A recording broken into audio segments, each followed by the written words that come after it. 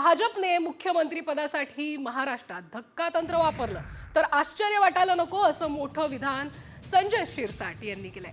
मध्य प्रदेश तसंच राजस्थानमध्येही भाजपने धक्कातंत्र वापरल्याची आठवण शिरसाट यांनी यावेळी करून दिली आणि त्यामुळे महाराष्ट्रातही भाजप मुख्यमंत्री पदासाठी धक्कातंत्र वापरत वेगळाच चेहरा देणार का याची आता चर्चा सुरू आहे।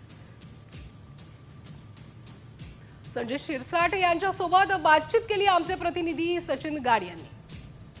संजय शिरसाट आपल्यासोबत आहेत।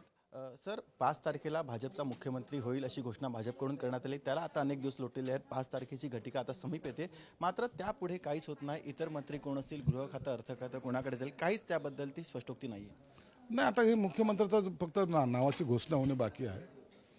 आता हा भाजपचा अंतर्गत प्रश्न आहे।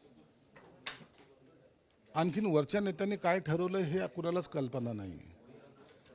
मुख्यमंत्री कोण असेल, कोणत्या पक्षाचा असेल किंवा भाजपचा असेल तर तो कोण असेल, हा अंतर्गत प्रश्न त्यांना माहिती आहे। भाजपची राजनीती किंवा त्यांचं जे काही धक्कातंत्र आहे ते आपण अनेक वेळेला पाहिलं। मध्य प्रदेशमध्ये पाहिलं, राजस्थानमध्ये पाहिलं। कदाचित असं जर इकडं घडलं तर त्यात काय आश्चर्य वाटण्यासारखं काही नाही। म्हणून आता त्यांना निर्णय जोपर्यंत त्यांचा येत नाही तोपर्यंत सगळ्याची धाकधुकी ही वाढलेली आहे। आम्हाला त्यांनी जे नाव डिक्लेअर केलं त्याला आमचा संपूर्ण पाठिंबा असेल। आमची कुठेही हरकत असण्याचं काहीच कारण नाही। व्हिडिओ जर्नलिस्ट नितीन बोडारेसह सचिन गाड, साम टीव्ही, मुंबई।